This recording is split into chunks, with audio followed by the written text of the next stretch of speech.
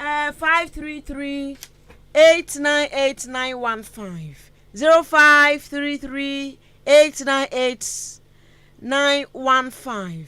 What do I drink for no more SMS no making candy ama drink one once for Facebook ni YouTube. Search Ahenkan 93.3 FM. FM ni ya atro ya kese oduru ho no mo na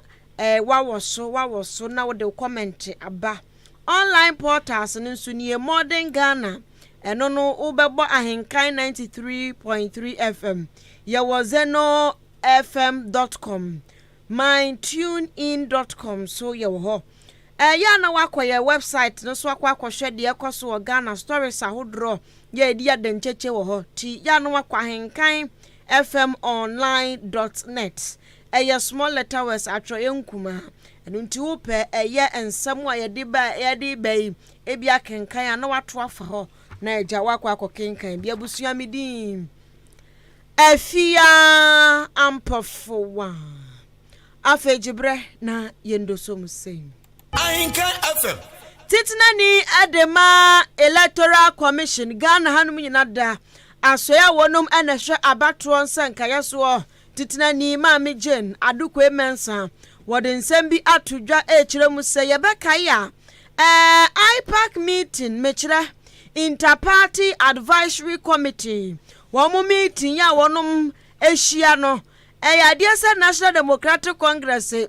NDC amanyoko no twe wom ho firi mu 2020 ni mu March bosome ni mu ene aya so mo ba mo beba hwan o ma mba biewa ene se nanu adaya ebi nim de ekasa kire NDC for aba IPAC meeting na IPAC meeting no sani ya kasa ya interparty advisory committee no aya amanyoko ahodro e wo Ghana ha sei no ena chese wonom kwobua electoral commission na agaginasie ene ginatu ahodro bi afa Ghana baton senka ye ho no wo matimi ahwa akwa akoto ato adwene enti amanyoko ahodro wo Ghana ha nyina da ene wosa kuom nimbi na ene egumfu akọ ekwadonko GFP wo mokọ a party ahodro no kọ nanso na NDC fo de wo say 2020 yeto aba ne wie no matiko kumo matwa enti wo mankọ bio ne se nansen de bosom kasia bi se Nyankopon so na akasa kire wo mu a eja wonom akọ na enu mo na maami Jane Mensa kire mu se NDC fo ba wo ma ba IPAC meeting na so ma sha ase eba no aboa pa ema so abapa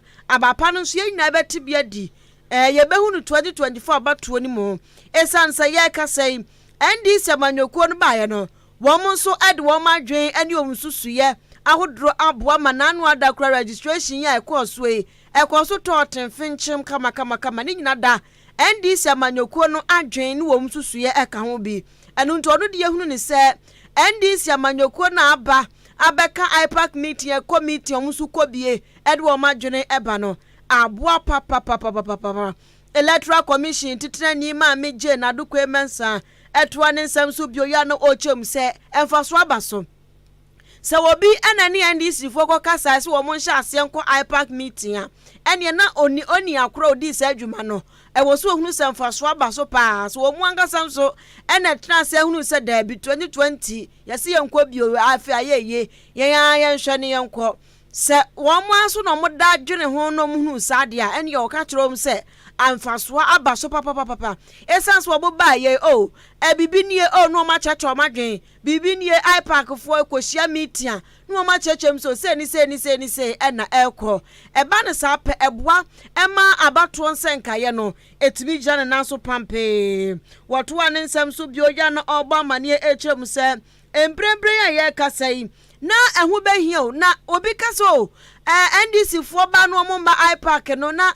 emu oda na nipa ko no to oso wono ene hwe abato so ewo krom ha se no betumi aka ne pempen wasi ni pense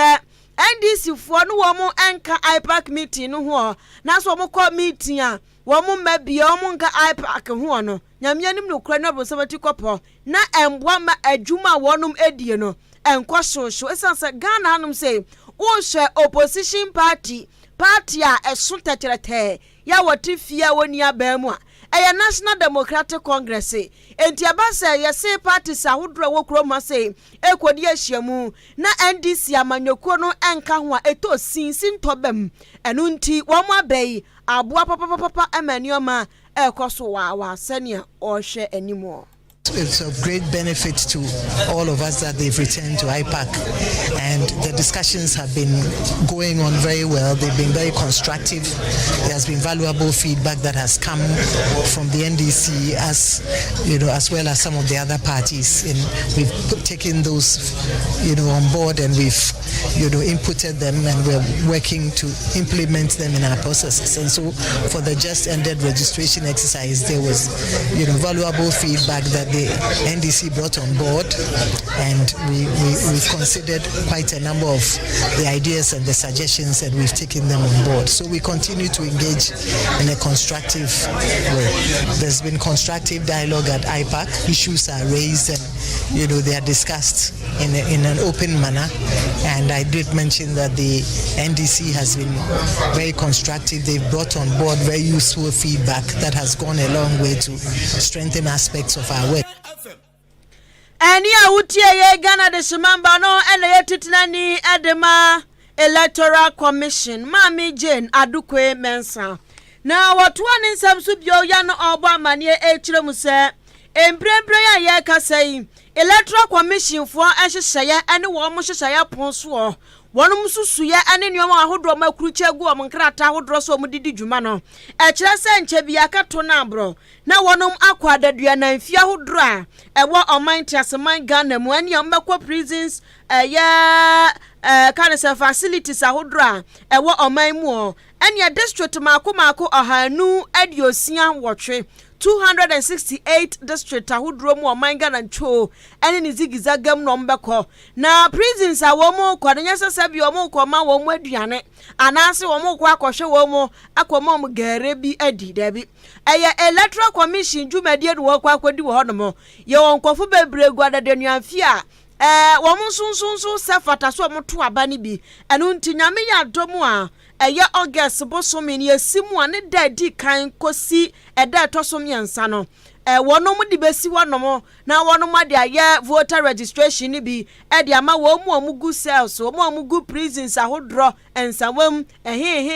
chese prisons ahodro wo Ghana hanum sei no na meka district ahodro bebre mu ono 268 mu ombekọ makwa registration ni bia momo na timia boa momo so 2024 abatro ya epinche hu anase ye pinche hu ana akato na abroni akwakotoe omo nso egu adadua na mfie no enyamu chefa. The Commission intends to have a mop-up exercise in all its 268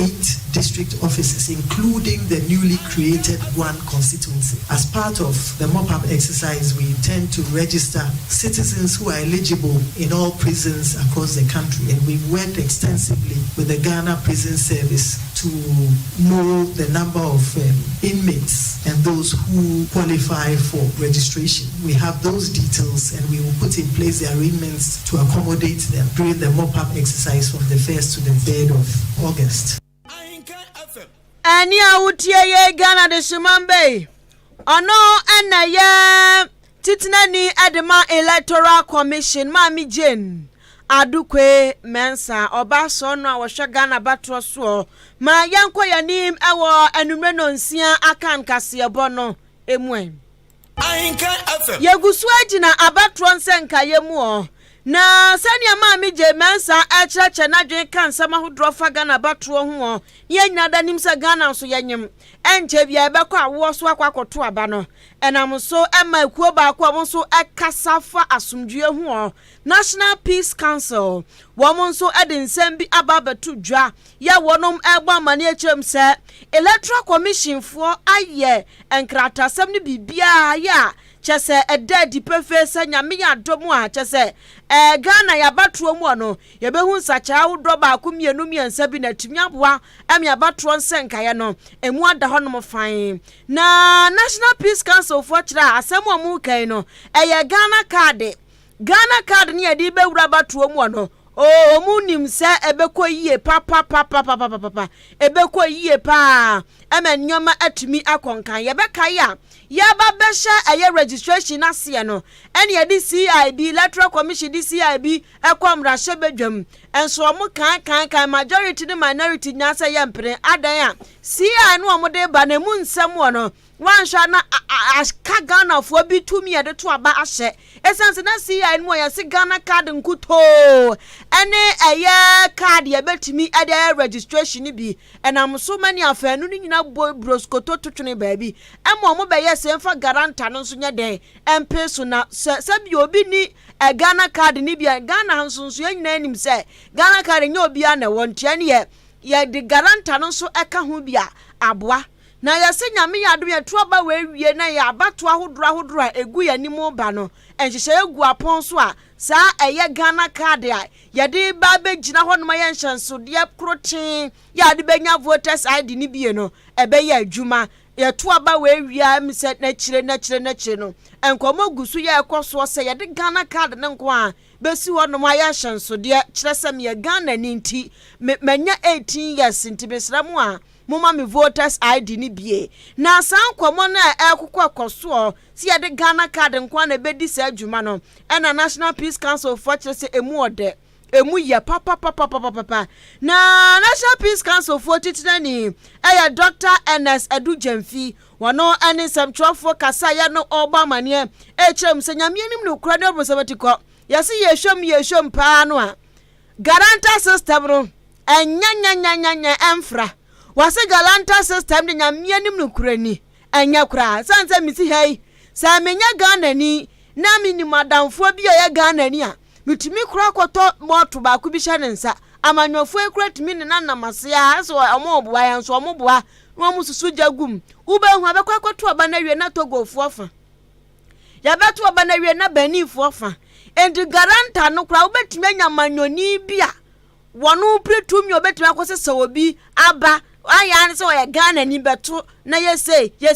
eto se guarantor system de nyame si anka no kre eya nimia so enu nti no se yese Ghana card no eba ba be hye guarantor system no nan ni ye firi wakwa na guarantor system na firi won mo kra dia o ene na National Peace Council for bom sam hia edema electoral commission watu ane sam so bio ya na oba mane echem se emprempre ya ye kase na anu ada registration ya mu ye Usha electoral commission for enkrata mu a guarantor system no do so wo mu gira nkwafo achi agira wo machi emo munya abato krata ni bie no na do so dodo be ye hanju chemu be ye adiosia emiensa 63% na chese do so a dodo Ghana card no ke wo hodom ne yedi ye adwuma gidigidi a ke beboa pa ema fan yo finchim ane awia nso bebo Ghana abatro nsenka yemu ne kura mu titna ni de National Peace Council Dr. NS Edu Jemfi echeche ni nsemu ya no okase amanyofo bi nso atimi tabri baase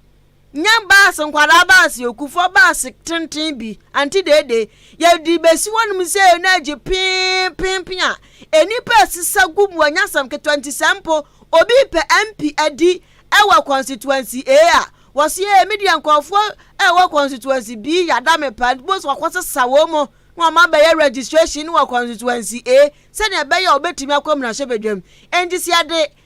Ghana card ne nko na eya hyenso de a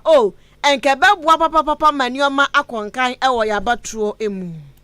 The figures they gave us today, 63% of those who registered within this short period use the guarantor system. That's too high. Ghana card are 39%. 63. So that whole system of busing people will continue. You bring people from a different constituency. If I think that this is my safe zone and I have enough votes, let me move people from there to another constituency. There's a need for us as a country to sit back and say, what is the best for us? Can we just allow people to dictate our future? For us as Ghanaians, we must agree. What is the system of identifying the Ghanaian? Ahenkan Akan. Ani awutie ye Ghana de Shumambe.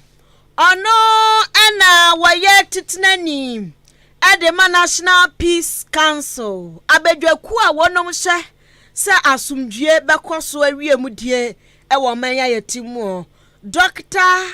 Ernest Edu Jemfi. Ghana de Shemamba Chira Wadwin 0533898915. Odo Wadwin Chira ba Ahenkan Edi ama Facebook ni YouTube so yedem search Ahenkan 93.3 FM. Ma yanko yanim ewa numre no nsia kan kaso bono emo. Na Deputy General Secretary Chochofo Bedi Achire Edema National Democratic Congress NDC amanyoko no eyo wura Mustafa Gbandi wode nsembi atudwa kyerem se yatete ewura yezigizagam ne yentwolo se Dr. Matthew Opoku Prempe Napo Wano na sese Dr. Alhaji Mahamudu Bamia yinu so woni na kire nko akono nko gina ho pinti wa fimpinu ne adronu na abato ni mu na wano Mustafa Gbande ya NDC ni atwa ni moja kala sababa ne green red black ni white no wa hu ahwepetata krama hunu se mu papa no mu yi no no enye bibi papa bia nti no mu gina so di yi no wose na po sweet na po ya o emprempo na eswafo ohwe Ghana nyamode nsam so o ma hye da nyanyina so papa bia nyina so anyi no kwa no mu di yi no na Mustafa Gbande se ne nsam a oka ni nchechemu ne se NDC amanyokuo no de agya wo mu de wo mu nto o omo bo mu nto ye se he omayo mu running mate dada ya Ghana fo nim no maami na so toto punches kra ma Ghana fo eyo mu dewu ene mahama namha na maami Jane nso no so namha wo mu de omayo mu de awie na saki ye kodi sana ntohuro nkwan la wala ya aputo maami nyum no boy no maami ode wo se aputo enapo na po woni kukuo wei enanti MPP amanyoko di timi koyi no saa obi awo yase dumso yakase achim dan patamu baabi ya ninkane nya se papa for timetable bra wase adwuame dwe ne mo amunim se dumso na ba mo mpam timetable papa afun wonanum sei timi ka afun sebe ekira ensamtwerofo so tu hwanya mu biem no obi ante ensamtwerofo so biem no obi ate obi asum keka se eti energy minister de timi ka sansem ensamtwerofo so koli ampani ampa voice wo ho nanim nsunsu wo video mu a wo to ayampia eka sa sebe sansem we akira Ghana fo eno nti sani pa woni kukuo bani ase wo koye running mate dia wo mu NDC fo dia omani na agye wo so mani agye papa so omayi incompetent fo mienu Dr. Alhaji Mahamudu Bamia na hire bom full stop afen so running mate so dia bom 10 times full stop enunti one this for the say yakase wonum ani agye papa na wo kire mu sa yakase ye busam se na po edia be ne dia na waya wonya bibi papa bia e wo Ghana wo se kane yade ne ko hye asra no mo hye Ghana humasuansam wono na di free SHS eba akure so enso free SHS tribu po na papa ekwan hodro na po mu fa so edigu fam wono na nyanyanyanye enu adadi ama Ghana fo nya dade wo mani ko twra wisi ahwe santam ehu se na po wo mo number energy word ni ko hye ye so wo mo number ba ku se ya Ghana so wodum siesie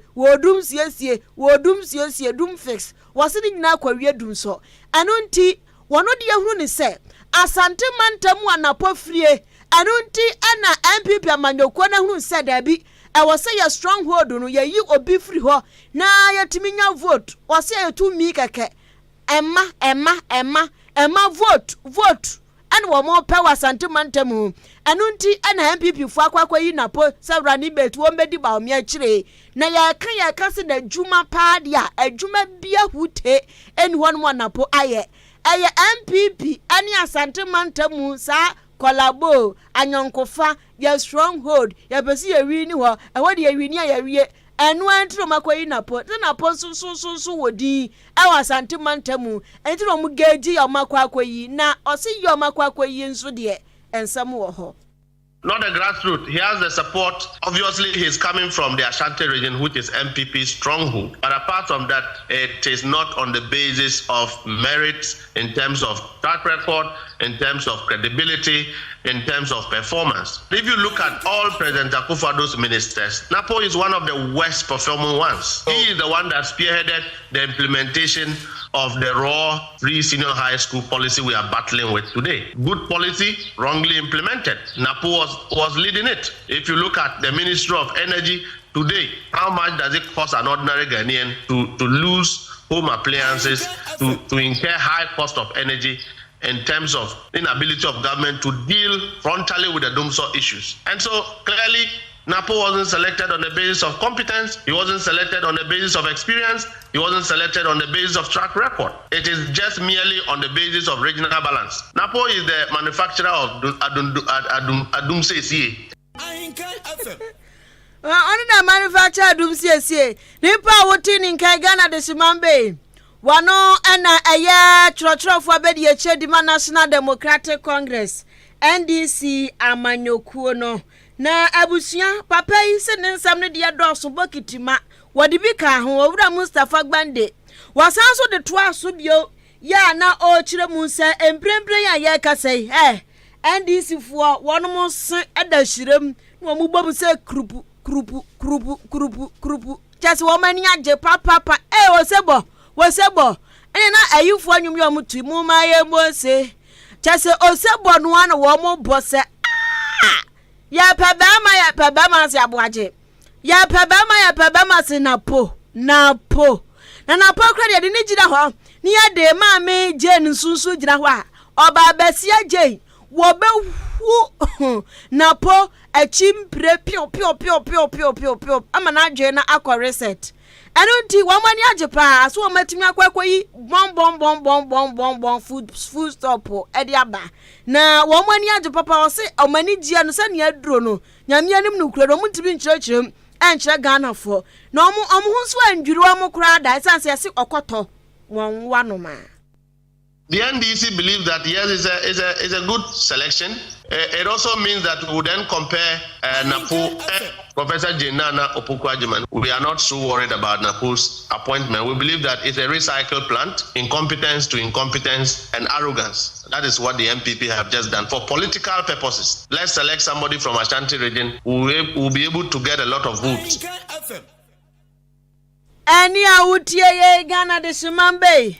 Wano anaye trotro abedi echire adema National Democratic Congress NDC amanyokuo no owura Mustafa Bandi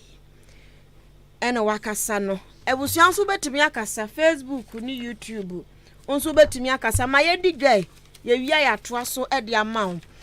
Jubilee Hospital beboa ma yade nyina ase atudakudaku antenanta oba wo fa yafu akoho nwenwen nso ya nwenwen minim sa pemfo no ahyehyem enche behu maternity ntade no beto mu no akọ antenanta no ewo Jubilee Hospital no wo ma sho kama wa wie postnatal care no so wo mbe sho kama emanioma akọ enkan mesrawa wani yo yakọ na wo mun show no eye clinic ho dental clinic wo mo hwe sen nti wo se no tani aye bia fina ni monyam kwa ni monyam dada mu ha mesrawa pa akọ na wo mun hwe sen no enyema kanti mu aduane ye depa nanim diabetes ni hypertension for so clinic e wo ho insurance wo mo je na kono so manuro pa ti ya no wa hye ne so e de amame sanso na Jubilee Pharmacy so hono mu a 24/7 omompon edro bi a wono mesa no akwakoto ho ho de nyenje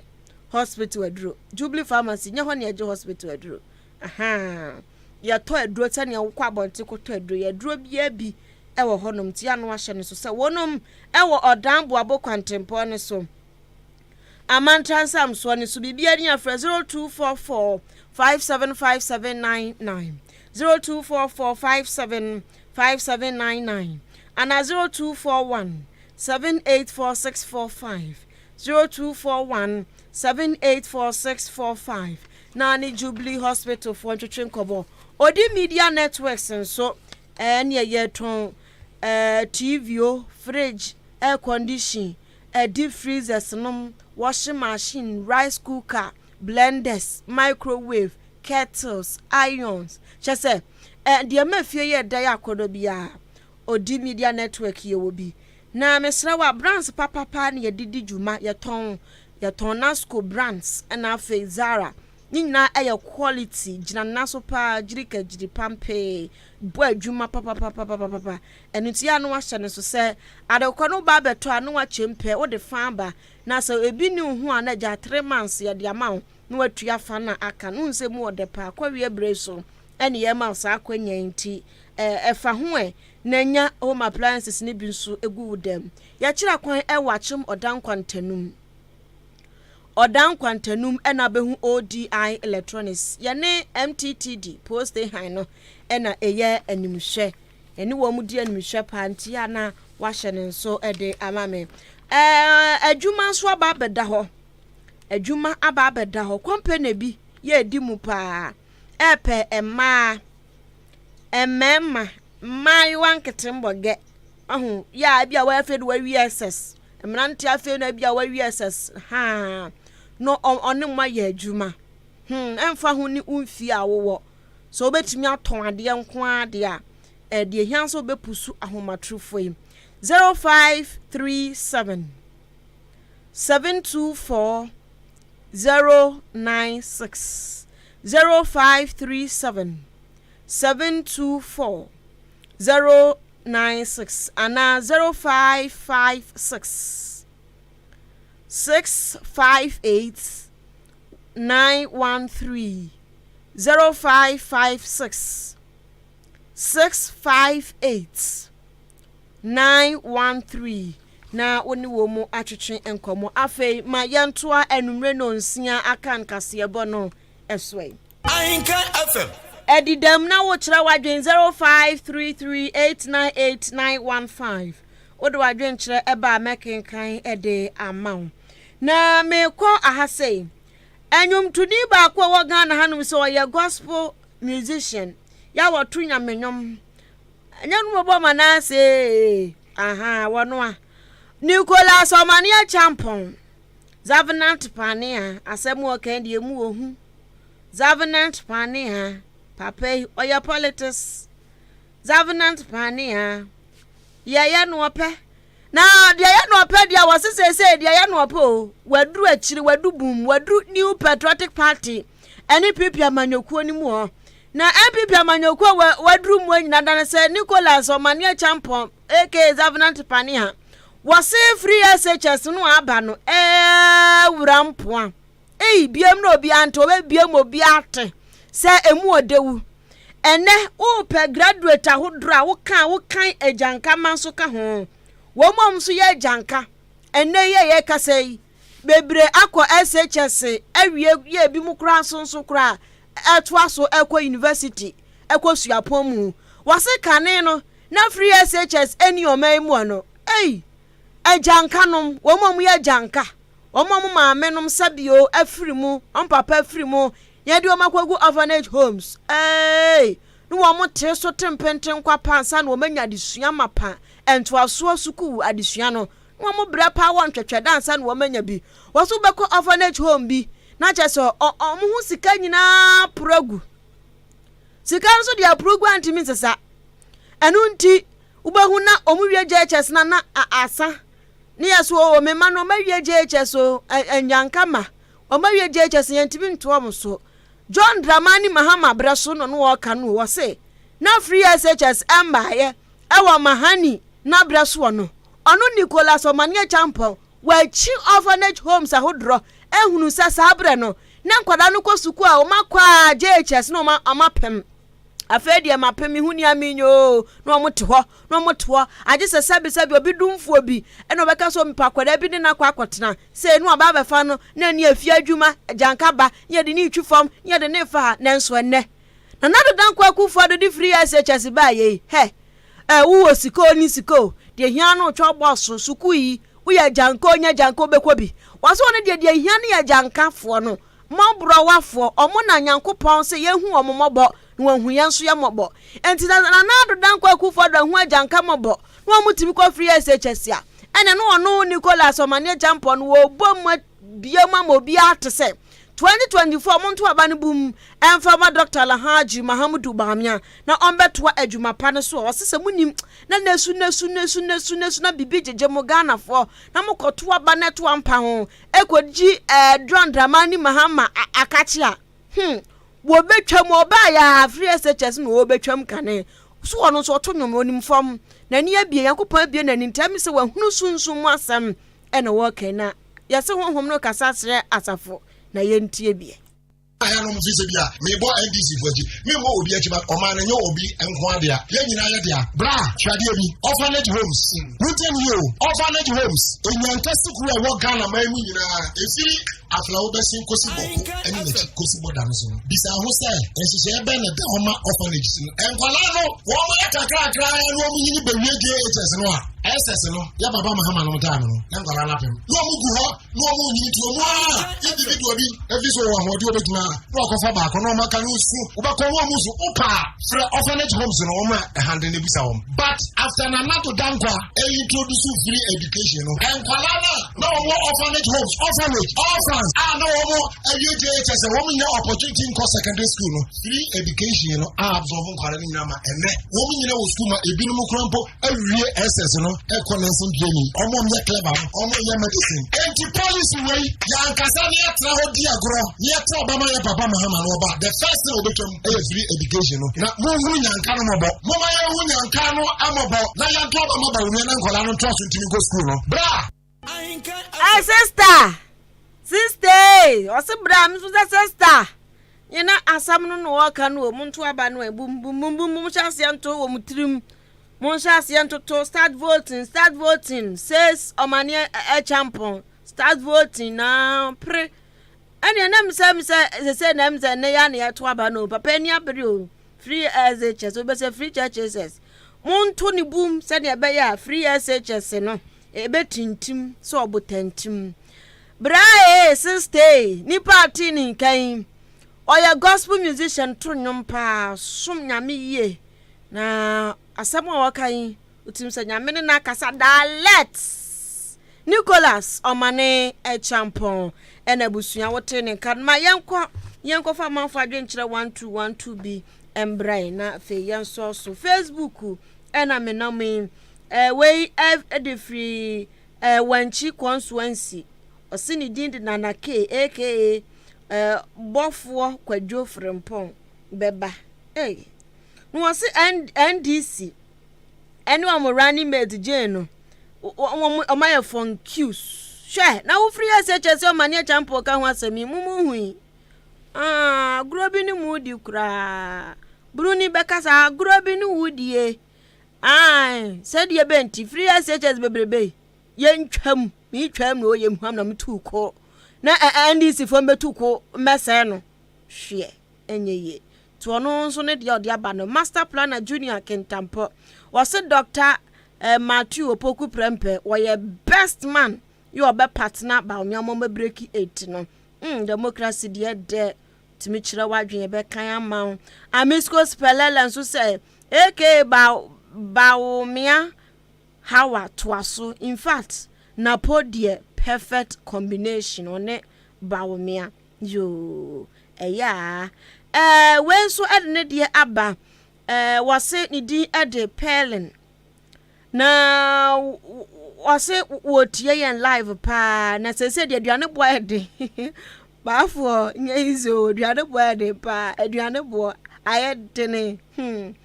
aje de onka no kre commensa pilatu nso adne de aba ya wono nso say John and Jane won betwa free SHS nim yani asam na critical when so adne de aba oboase Kofi Buachi was good news pa ma MPP napo competent no aso bandi no ho bibi jeje no bibi na ejeje no napo ya competent capital C abusuama yemfansi hanom na yemfa we ntwa to JA Bani etonsa edi afre na dofo nyina se onua ba ma wanya ne ba bi ko opani Kwasi Mensa wanya ne ba bi kro nti nyame adom a mu behia ewo eye abusuafie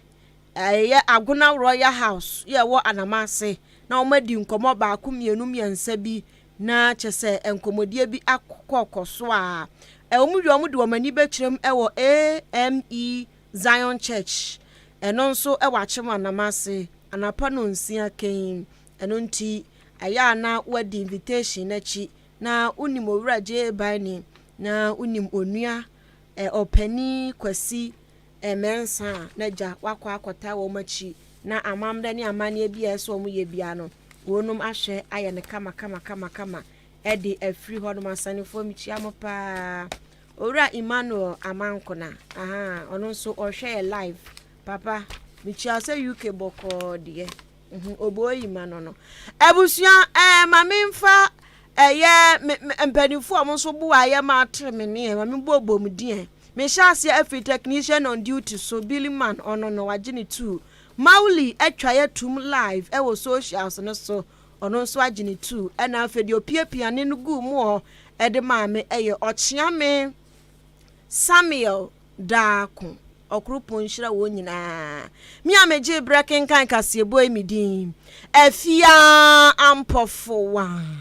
kasebo no asi misia echia mope me mamumo